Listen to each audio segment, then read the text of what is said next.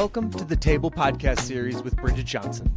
Each month, we give you game-changing conversations about K-12 education and leadership. Join us as top educators, field experts, and administrators share actionable strategies to transform your school community. Let's dive in. Welcome to The Table, formerly known as the Dean's Roundtable Podcast. We're doing a little bit of rebranding, but our mission stays the same, creating a space where student-like professionals, educators, and change makers come together to share stories, insights, and ideas for building communities where everyone belongs. I'm your host, Bridget Johnson, founder of the Dean's Roundtable and longtime student-like professional. Each episode, we'll hear from people doing the hard, hopeful work of creating more just, compassionate, and restorative communities. So pull up a chair and let's get started. Today, I am thrilled to be joined by Alan Brown, educator, coach, former dean of students, and someone with incredible insight to what it means to navigate extreme nervous system states. Diagnosed with Tourette's syndrome in 6th grade, Alan grew up with an extremely sensitive nervous system. Like many, he spent years trying to control his tics and manage the challenges that came with them. But it was through his work in education, and particularly through mindfulness, positive psychology, and nervous system informed practices, that he discovered a different path, one that brought more ease, more joy, and a deeper sense of connection. Today, Alan helps others learn these tools sooner, supporting individuals and communities in building cultures of belonging, well-being, and justice. He blends evidence-based practices with compassion to help people navigate the complexity of our times with greater balance, joy, and ease. Alan, thank you so much for being here. I'm so excited for this conversation. Oh my gosh, thank you. And thank you for the introduction. Can I just have you come with me wherever I go and have you so Absolutely. Happy to do that. So let's get right in, jump right in. Yeah. Tell us a little bit about what it was like getting diagnosed with Tourette's as a kid. And honestly, that's when I read your bio. I didn't realize that when we first had our initial conversation when we met. So tell me about that and what stands out to you about that time? Yeah, it's, I was diagnosed in the mid 90s at a time when, frankly, we didn't know a whole lot about Tourette syndrome. So while it was one thing to give it a name, we didn't really give it a lot of tools or a lot of support that went with it. There was kind of a sense of, well, if you get stressed, then you probably tic more. So maybe try some stress reduction and hope it all works out for you. And I did. I got like some those tapes at the nature store in the mall with, like forest music and things. And my mom would have me listen to them every day. It was not particularly effective. And that's no shade to my mother. She did what, she tried, right? Yeah, with the best tools that were available at the time. But it was something that was just kind of confusing. I felt a little bit of an outsider for that, especially in middle school, less so in high school, where I think I just had more confidence about school and activities and was more connected and, kind of otherwise involved in school. So that became less of a focus for me. And high schoolers are a little bit different sometimes than middle schoolers. But all of that sort of shapes my understanding of, school for me kind of was an intervention, like being involved and having a sense of connection and belonging and accomplishment and all those things that are, protective factors generally were really supportive of me.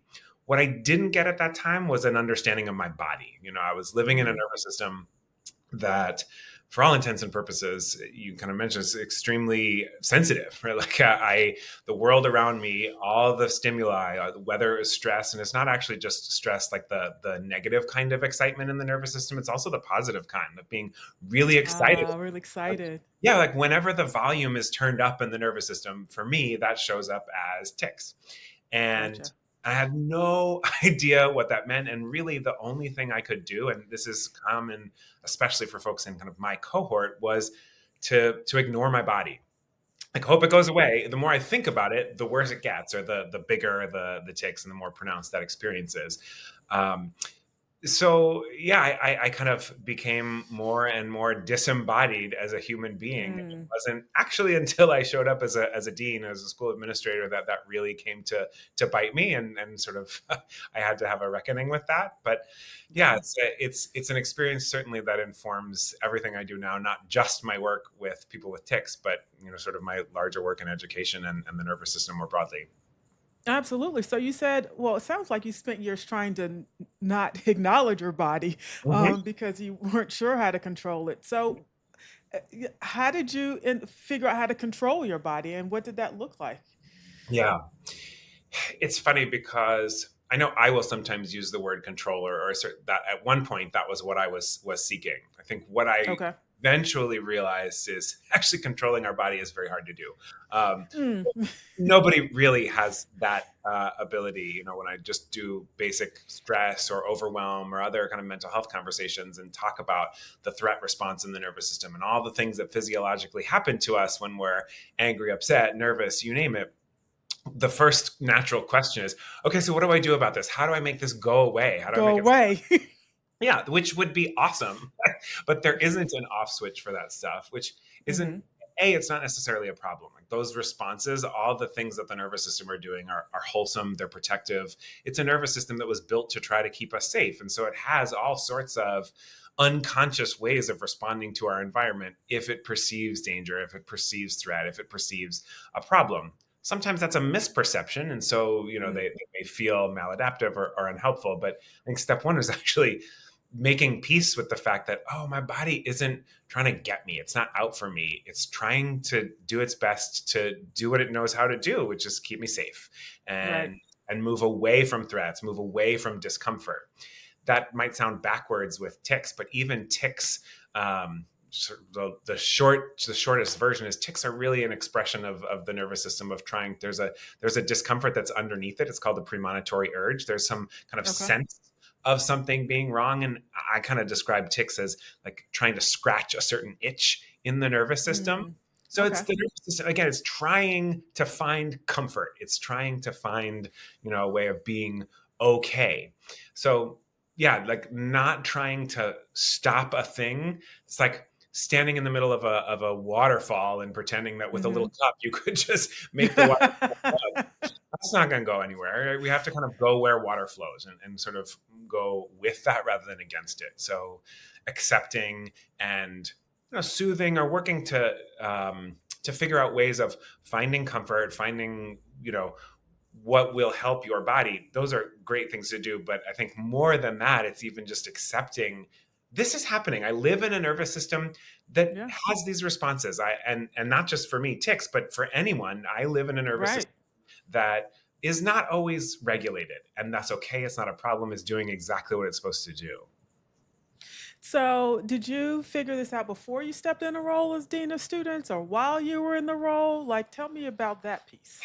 Yeah, I figured it out accidentally through my role as a dean. Okay. So I was hired. My first role as a dean, I was 20 something, Something. 20 a long time ago. 2008, actually, I think 2008 or 2009. And, Okay. and at that time, it was in this particular school, the children are so stressed. What do we do about it? This was before the Mm. era of the iPhone. It was everyone's BBMing each other on their Oh, Blackberries. And yeah, right. Um, oh, same, BlackBerry. same stuff, different device. Right. But that sense of pervasive anxiety. Every test is my life is about to end. Every friend Right. drama, my life is about to end, and just sort of everyone operating at a 12 out of 10. And I wasn't a school counselor, but I got a faculty development grant to do a yoga certification. And if I'm honest, I was like, "Ooh, a summer of free yoga." It was an intensive month long. I was like, "This is amazing! I go to yoga classes every day, and my school is paying for it. Sweet." Um, and I was interested in the children. I was, but really, I was like, I kind of knew I I needed it. promise. That first Right. year, my nervous system was just so fizzled. I was getting up at 4 a.m. to try to keep up with my emails, or just because I Oh my couldn't. gosh. Like I didn't know what I was doing, and it wasn't. Right. And nobody was there to teach me either. This is a Right. sort of, the dean role is one that often there's not a clear training path for. So I was just sort of treading water, but I was interested, no, our kids shouldn't be this stressed. Like, this is not as big of a deal as you think it is. That part I know as an adult. I have more perspective than you do. And I wish I could help you have that perspective too. How do I do that? So Right. did the yoga teacher certification, but I wasn't a coach, and I wasn't, a PE teacher. There wasn't a place for me to teach full-on yoga classes, really, except Right. maybe optional after school, something. But I found Okay. that when I go into advisory, or, I would offer, here's a little breathing exercise. Maybe let's just try this. And I was like, they're going to think I'm crazy. But to my surprise, many people were really kind of interested, or were at least curious about what this was Right. all about. And it felt like kind of the right dosage that I could offer in my role as a dean. So that kicked me over into, this is a longer story, but No, it's fine. I love it. well, how long do we have? We have all day, right? We have all day. That kicked me into a mindfulness teacher certification program, because I thought, okay, this Gotcha. mindfulness thing, there's some legs to this. I'd like to learn more. And it happened to be right at the moment when mindfulness in education was becoming a thing that people were noticing. We were noticing the research. It was, there's something that we could do in schools that's secular that might have some benefit. And this program was the first of its kind to say, mindfulness is not an afternoon PD. Like, I can't teach you to lead, mindfulness for kids, because you don't practice mindfulness. And if you don't practice mindfulness, you can't teach mindfulness. This is a How lot about that? Right. hello. But it's true. And it's really, especially mindfulness is so much about a particular orientation of the nervous system. I did not know what I was getting myself into, but I was intrigued and interested, and I thought this was going to be helpful. And so the first retreat, it was a year-long program with 3 silent retreats. And the first retreat was like, we're not going to talk about kids at all this entire retreat. We're not going to talk, period, for the first couple of days, but we're going to talk about kids. When we do, we're going to talk about you. I will tell you that the first 24 hours of that silent retreat was probably the hardest thing I have ever done. It was my first silent retreat, and I was jumping out of my skin. I was so uncomfortable. It was so hard. And part of why it was so hard is I kept having all these this was the middle of the summer, but I kept having all these flashbacks to school. I was having arguments with my boss, arguments with kids, and parents are yelling at me. And just all these things, and I'm seeing how much my nervous system had held on to. Like, I wasn't thinking about these on a day-by-day basis, but when I actually stopped, and I was not reading, and I was not writing, and I was not talking, slow down, not doing anything, like, I could no longer distract myself from how alive this stuff was in my nervous system. I was really uncomfortable, and it took some time. My nervous system worked itself out. That was a wild thing to watch happen. Again, really uncomfortable. I bet. Once the system sort of let go of that stuff on its own, because, I could finally feel it fully. And then I realized how much I was holding in my body, how much I had not been aware of what was going on in my body. And I mean, that's its own, just those 3 days are probably like 3 episodes if I were to really go into it. But yeah, exactly. But long story short, not really. Long story long, there was a whole new awareness for me of my own body, and how much my body was impacted by the work that I do. It's like, we carry this stuff home, and that's not just me have Tourette syndrome. That's absolutely not. Absolutely not. To it. And now I understand, oh, well, I get a little bit of a nervous system like I got a little neurofeedback machine built in. People pay a lot of money for that. For me, it's like, oh, I'll start getting the fireworks. I'm like, oh, I know something is going on. I need to slow down and investigate. That isn't how I used to think about it, but it is now. And so there's this way in which I just pay much closer attention to what is my body telling me about my environment, about my work, about what I'm doing, about this particular interaction in any given moment. There's so much information.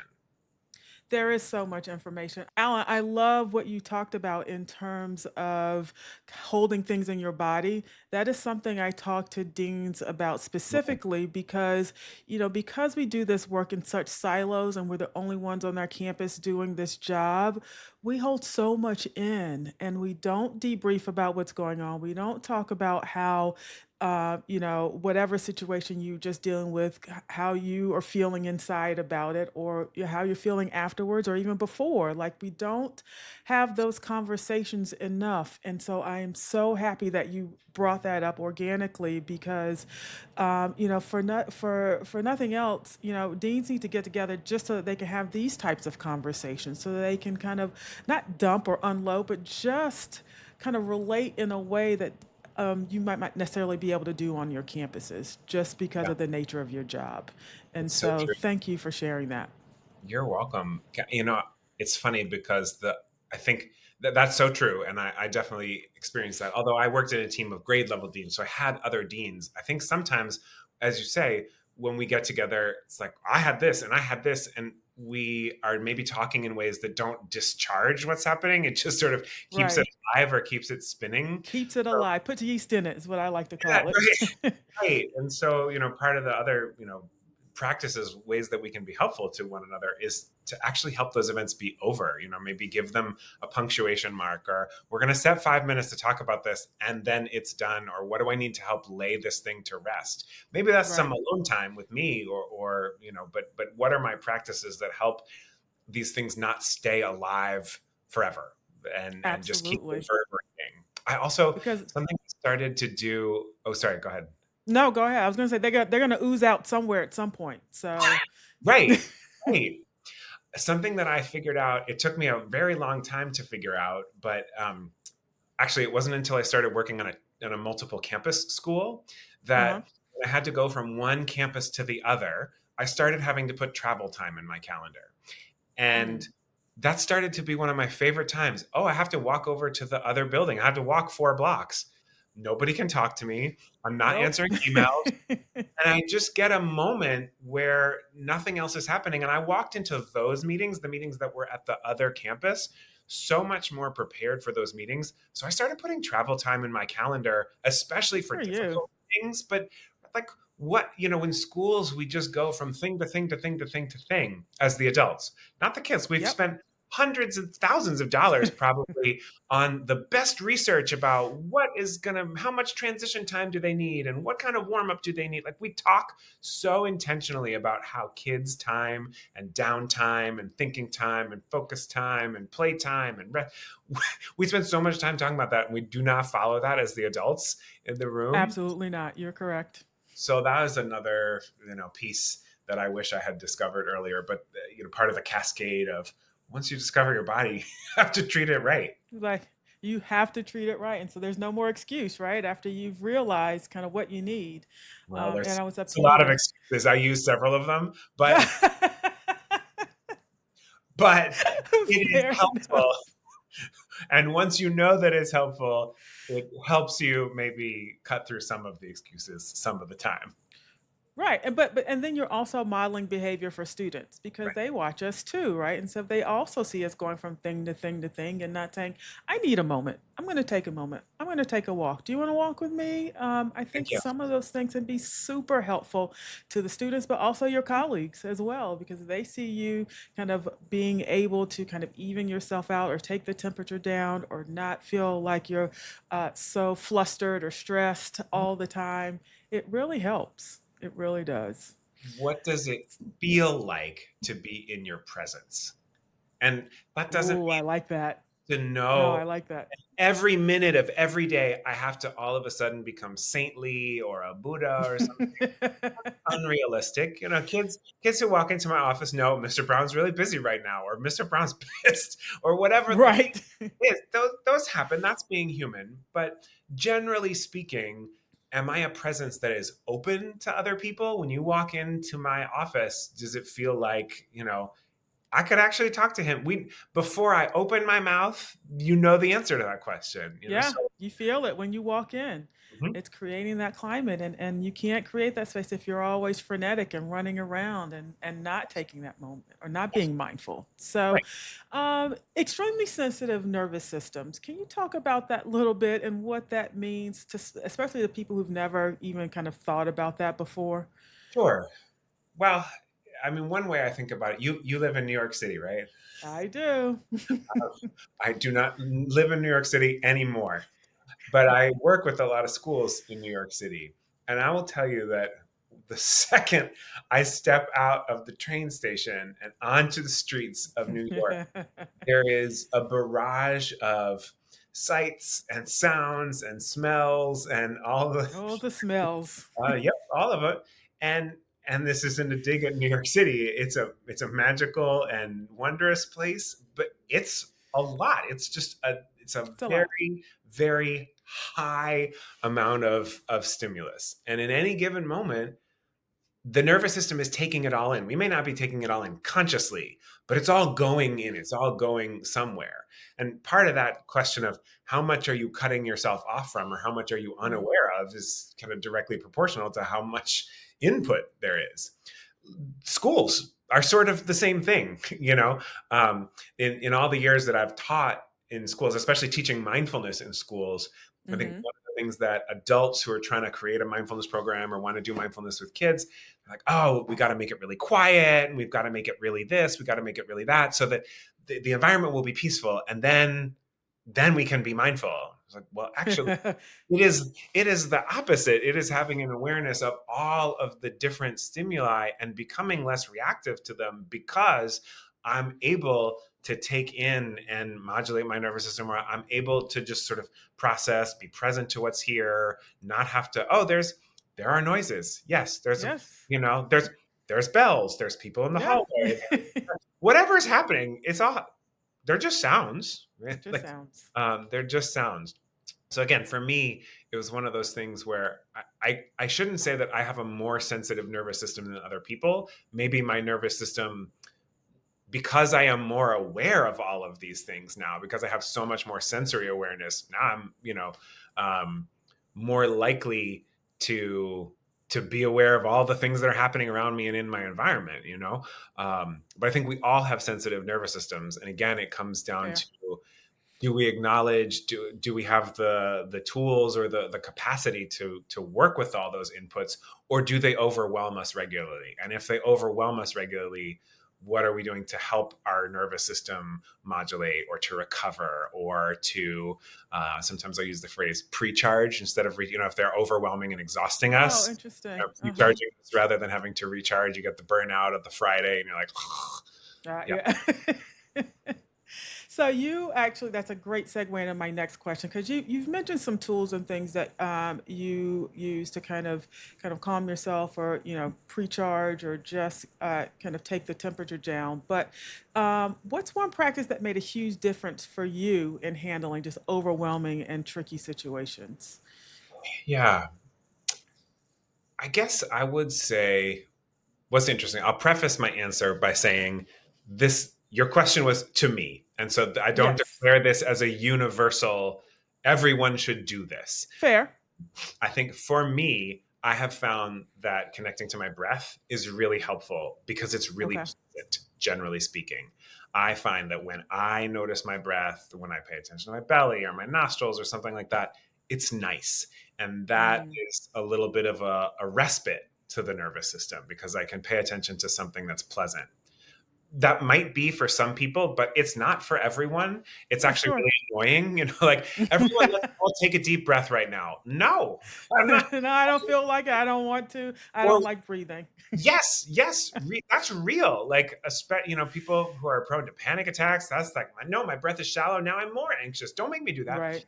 So I think if I widen the lens a little bit, it's Yeah. noticing something that's pleasant in your experience, whatever that might be. Maybe it's my feet on the floor, they feel nice and grounded, or the carpet underneath my toes, or right out my window Mm. right now there's a tree and it's kind of blowing in the breeze and it's green and it's nice, and I feel the temperature of the air conditioning on my skin. Like, there are a lot of things right now that are happening that are all pleasant. I could tune into any one of them. And if it's really hard to find pleasant, then neutral is fine too. When we work Mm. with chronic pain, if you think of pain or pleasant as kind of a number line, if you are at a -10 right now because you have a massive migraine or something else, then finding somewhere that's a 0, your pinky toe or your earlobe or, a knuckle, or I don't know, but finding a 0 it can be a respite. It's just helping the nervous system to not always be oriented to what is unpleasant, which it naturally does because it wants to Right. keep us safe. But in so doing, we just pay attention. We relive, we pre-live all the arguments and the, stuff we're worried about, stuff that didn't go right. Just pausing and having a moment. It doesn't even have to be long. It doesn't have to be, I'm going for a walk in the forest for 3 hours. I don't have that. I don't even have a forest, let alone 3 hours. But there's a tree outside my window, and that's actually nice to look at. Yeah. One of the things that you said just a few minutes ago was like, oh, that makes, and I actually, in studying this in restorative practices, thinking about we are protecting ourselves from the thing. That's why we keep revisiting the negative thing. And that piece never dawned on me. Like it didn't, I mean, it kind of makes sense, but Right. we're still in protection mode because we continue to revisit this thing because we want to make sure that we're safe. Want That's a light bulb. It's a light bulb moment for me. Like I really, yeah, I was like, that's why I keep focusing on all the 3 negative things that were said in my review, and not the 35 positive things that were said. Exactly. No Yes. one's ever explained it in that way, and so I really find it. I don't know if comforting is the word I've used, but now I feel like I just understand a little bit better, and then because I understand it better, I Yeah. can counteract it in a way that's different than what I did before. Don't say just stop thinking about it, Right. because No, we can't just you stop. try, but because then I'm thinking about it more because I told you not to think about it. This is what I'm saying in my head, by the way, and now I'm thinking about it 5 times more than I did 10 minutes ago because I'm scolding myself for thinking about it. And so Right. I just wanted to highlight that for a second because I I think love. it's really important for people to hear. It is. I love that. Aha. It's. I think. Right. We spend a lot of time thinking that we're defective for just being a human being. Like that Right. is how it's wired. The negativity bias is real. And again, it's not a problem. It's protective. It's wholesome. It's It's doing wholesome. its best. And when we can have that little like, oh, thank you. Thank you for that suggestion that I should relive this argument for the 30th time while I appreciate the suggestion because I know for you, this is the only tool that you have is serving me this memory again. I have some others and I have I'm going something to else. do those. Yeah. I'm gonna do those. I I don't like have to that. go So down. It's served as an option. It's like, Netflix. It's like, want to go to the next one? It yep. doesn't, you can actually click no. I know Yep. if you don't click no, it just takes you to the next episode, right? So we have to actively pick up the remote and be like, no, thanks. I don't need that episode. I'm gonna watch We're something. good. Yes. We're gonna Yes. move on, right?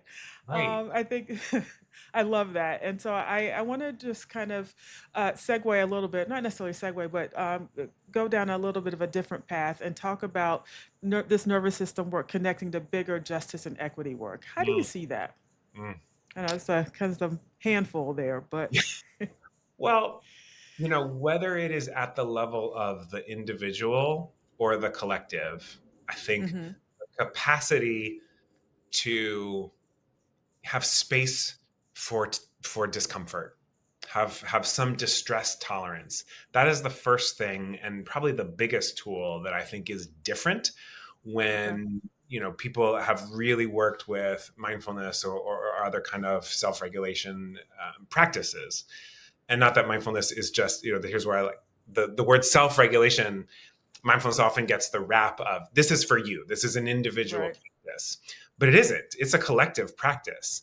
And hmm it's one of the real gifts I've had in my life is teaching in communities with other mindfulness teachers who, hmm what does it mean to bring mindfulness to our relationships with each other? What does it right, mean to bring mindfulness to difficult conversations of, hmm hey, I need us to acknowledge the impact of that. There was some hmm hurt. And I'm okay. I can tolerate Yep. the distress of hurt, and you can Hmm. tolerate the distress of the thing that you did had an impact that caused hurt. You're not a bad person. You have impacted me in this way, and now we can repair and we can do differently, and that the Right. whole system can hold that. And we see, we're literally living through a time where we are trying to legislate away discomfort. That if it might cause any kind of discomfort, perhaps we shouldn't be allowed to talk about it. Right. Which, right, that's crazy Yeah. making, because Kind of. we must be able to have difficult conversations with one another, and we shouldn't assume that that's a problem. It's not. It's Right. it's part of the recipe.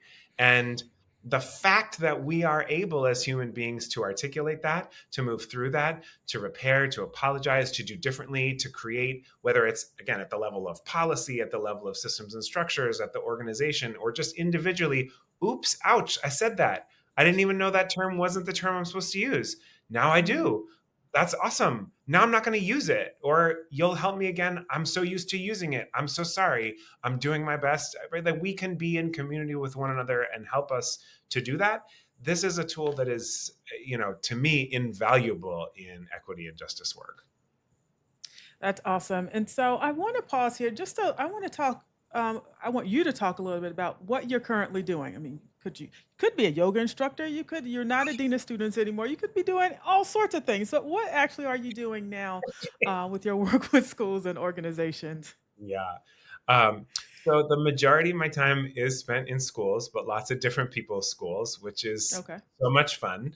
I think, as you know, it's if you're a person who loves schools, it's just lovely to be in lots of different schools. So I am absolutely. working mostly with faculty, also with students, but I think I'm having a lot of conversations about, if we understand the nervous system differently, what does that unlock for us? What does that unlock in the classroom? What does that unlock for our own well-being? What does that unlock in terms of relationships, and how can we do our relationships as adults differently, as an administrative team, as a faculty? So there's, in the COVID times, I was getting a lot of those. We can't just put one foot in front of the other. I just, can Yes. you help? Literally, I don't know how to take a breath. Help me Mm, figure that out.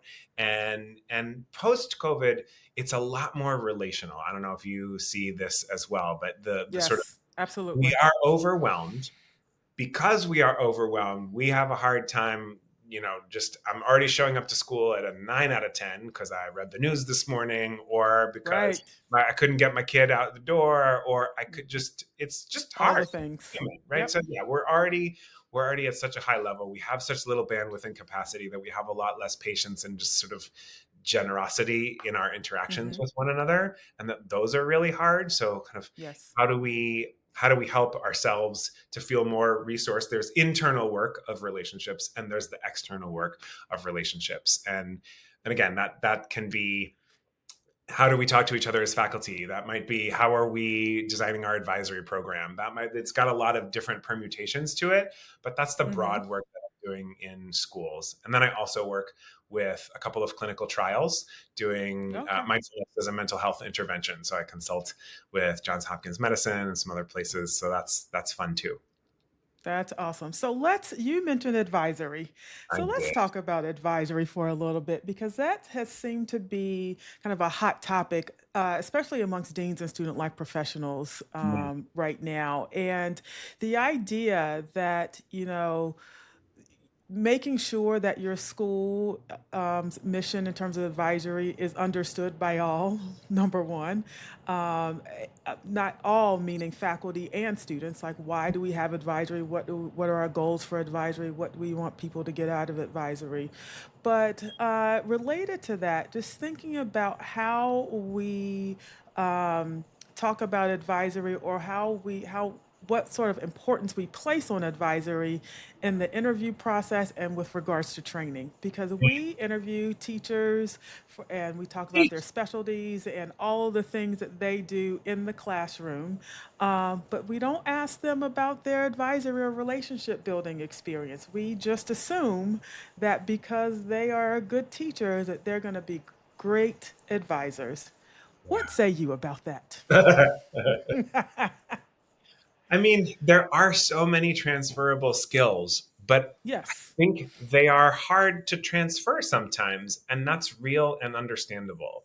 You know, it is one thing to say, I know how to design a really interactive and engaging and dynamic experience for students where they're in conversation with each other about this piece of content, which I know a lot about. Mm-hmm. I know less about the content of their lives, and I am maybe less comfortable, depending on the age group, also Yep. about the content of their lives.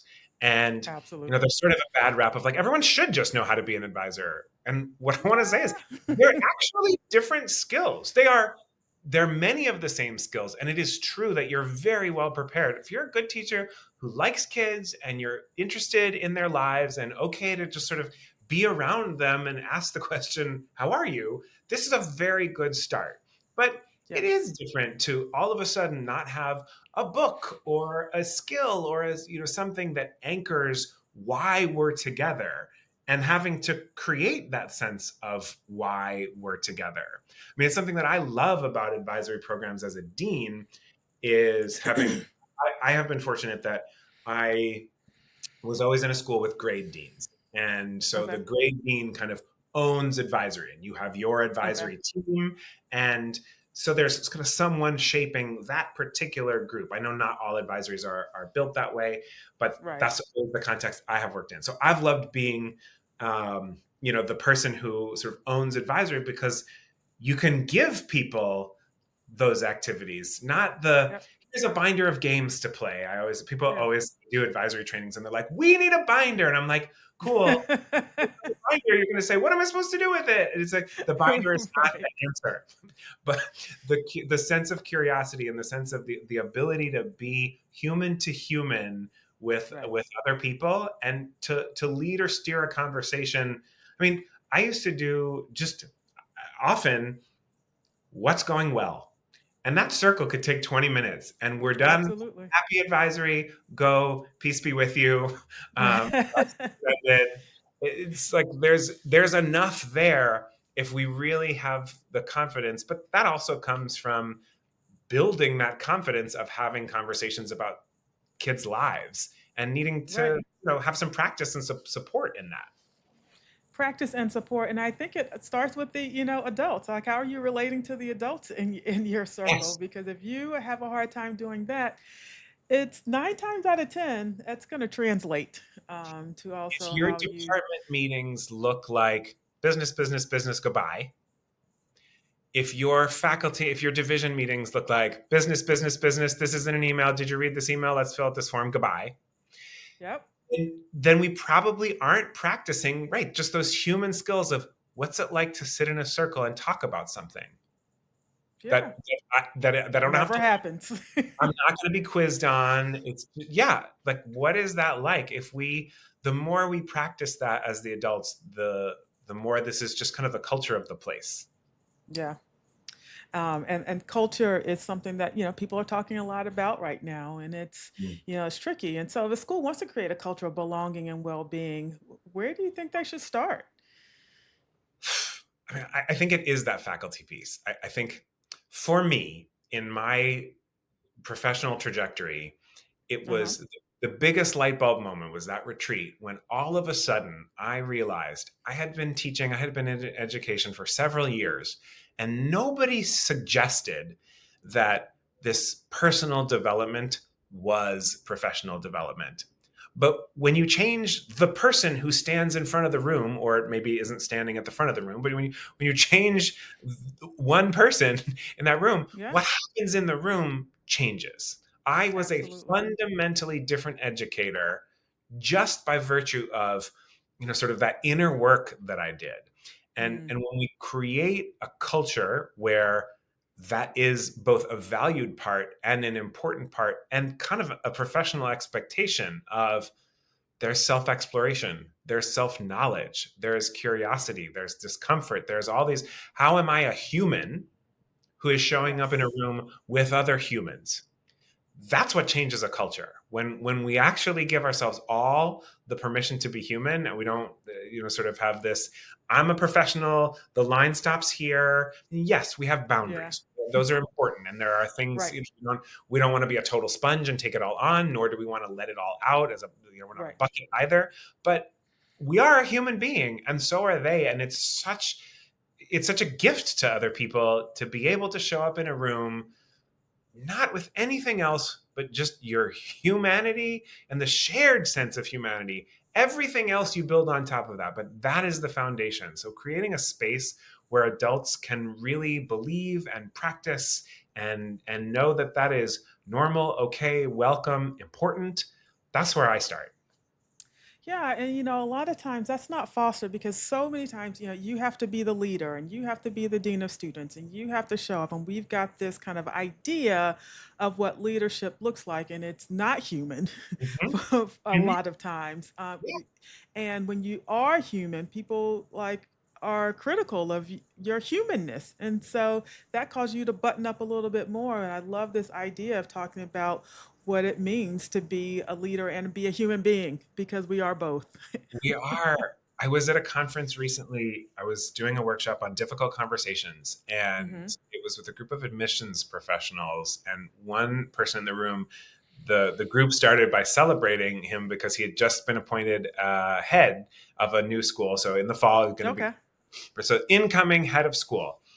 And we're talking about this workshop, and one of the exercises I had us do was check out the inside, like notice what's going on internally as you tell a Yeah. story, argument that you had. And this is often an aha moment. I can't believe it. My fists clench up, my body is holding so much. And at the end of the workshop, this incoming head of school said, I've been in education for a very long time. And this was an aha moment. Nobody had ever really asked me, but what do you need to prepare for this conversation? What is going to support you internally? Not what's the strategy? What do I have to say? Right. What's the boundary? What's the rule? What's the right argument? Not kind of how to get it right, but what is going to support you in feeling resourced to show up well, grounded, steady, human to human. Yes. And I think to myself, I know that this happens a lot. Nobody told me It either. does. But it's just, how many people get all the way through our careers not allowing ourselves to just be a human, and for that to be a domain that is a part of our professional world, not separate from it. Not completely separate, right? And so thinking about difficult conversations, we did a podcast earlier this year. We're talking about how you prepare for those conversations. Have you had something to eat today? Are you dehydrated? Right? Did you have you been sitting at your desk all day? Did you get up and take a walk? Did you breathe before you picked up the phone to call this Right. parent and to have the conversation that you knew was going to be hard? Did you prepare for it? Did you give yourself some bullet points? All those things. And so that was something I was like, I could have used a little bit of that when I was a dean. Right? No one told Here's the me. travel time. There's the travel time that goes in your calendar so that Exactly. I can There you absolutely go. be present to this, so I can show up to the thing. Absolutely. So let's, as we think about wrapping up today, what's one small thing people listening could try today to feel a little steadier?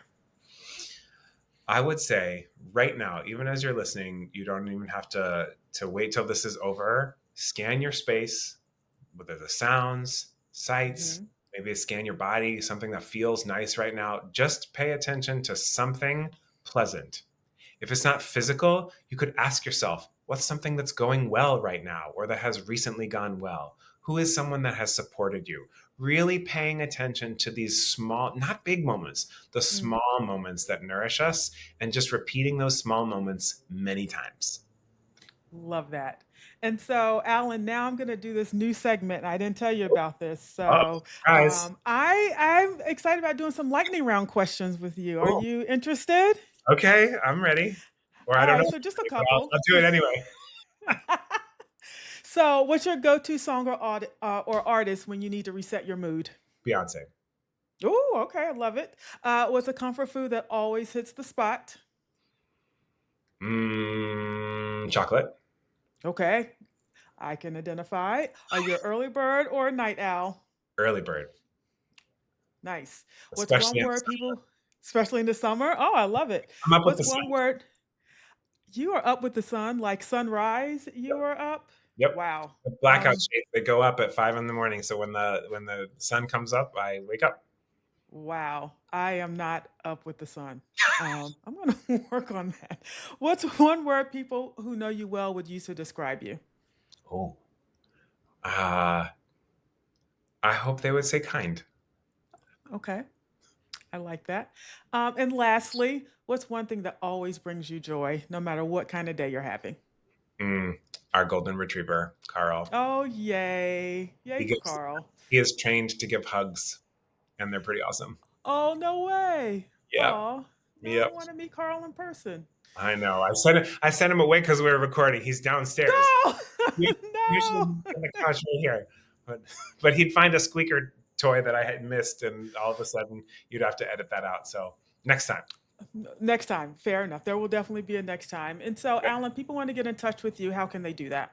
Yeah, my website is learningtothriveconsulting.com, and that's the best place. Also LinkedIn, it's Alan Brown, and Okay. although there are many other Alan Browns, so I guess learningtothriveconsulting.com is probably the right place. Got it. We'll start there. Well, thank you so much for sharing your story today, your Thank you. wisdom and Thank your you for doing that. honesty, What a gift. and your heart. I mean, I really appreciate it. I love this conversation. Like, So I hope that this will be the first of many podcasts that we'll do together because I think you have perfect. so much to share. And especially as a former dean of students, I love having conversations with those folks who are out there doing the work. So thank you again. You likewise. Thank you so much. Appreciate it. For those of you listening, I hope this conversation sparks something for you. Maybe it's trying that small step Alan mentioned, or maybe it's just noticing your nervous system with a little more kindness today. If you want to learn more about Alan's work, we mentioned that just now, but we'll also put a link in our show notes, and so that it'll be there. But thanks for pulling up a chair at the table today. I hope this conversation gave you something to think about, or maybe even something to try out in your own community. If you're enjoying the table, don't forget to subscribe, share it with a friend, or leave us a review. It really helps more people find us. And as always, take care of yourselves, take care of each other, and we'll see you next time at the table. Thank you for joining us for this episode of the Table Podcast Series. Is your student life program delivering on your mission? Our new K-12 student life assessment moves you beyond anecdotes to evidence-based decisions. Through comprehensive stakeholder surveys and expert analysis, you'll get concrete insights across 8 essential dimensions of student life, from culture and wellness to staff effectiveness and resource allocation. We're seeking founding partner schools to be the first to experience this transformative assessment process and help shape the future of student life evaluation. And because this work shouldn't be done in isolation, join our Student Life Professionals community of practice, facilitated monthly with Trey Education. Connect with fellow deans and student life leaders for real-time support, idea exchange, and solutions to your biggest challenges. 8 sessions per year, plus ongoing collaboration through our shared messaging group. Whether you need data-driven insights, peer connection, or both, we're here to support your student life leadership. Learn more at deansroundtable.org. Today's episode was hosted by Bridget Johnson in conversation with Alan Brown, produced and edited by Andrick Sigmund, and music by PremiumBeat.com. For any questions, contact information can be found in the episode description. And, as always, thanks again for listening.